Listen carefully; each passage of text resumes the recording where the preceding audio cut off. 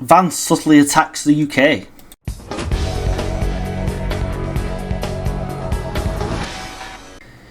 I think JD Vance has had someone in his ear telling him not to cause too much of a diplomatic incident with the UK over free speech, but nevertheless he couldn't help it when he met that mound of blubber David Lammy.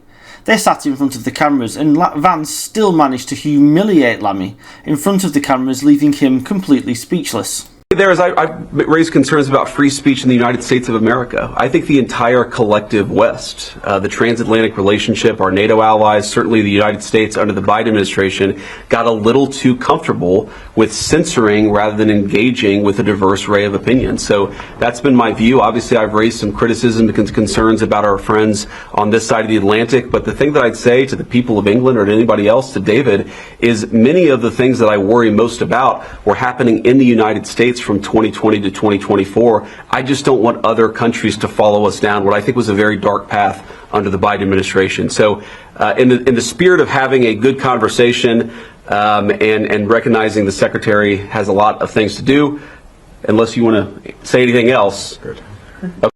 Look at him at the end with his stupid grin. He doesn't know what to say, does he? Because he's just been torn to pieces. He don't argue back against JD Vance because JD Vance has got more brains than David Lammy has, which isn't saying very much, to be fair.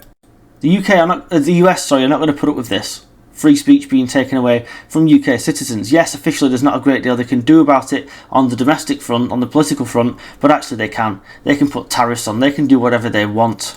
And they can make life very, very uncomfortable for the UK government. Even more so than it already is. If they wanted to, with the swipe of a pen, they could have Starmer and Reeves and all the rest out of office just by putting economic sanctions or tariffs on the UK. But they're trying not to get too involved, but at the same time, I think behind the scenes there's a lot of wrangling going on. There's a lot of stuff going on, and the Labour Party don't want to climb down on the Tories' ridiculous online censorship bill, do they?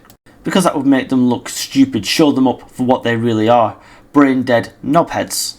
Even in the latest polling, 66% of people say that harmless information is being age-restricted unnecessarily on social media, and 71% of people polled say that immigration criticism is being unfairly blocked because this is about taking away people's free speech. It's got nothing to do with children.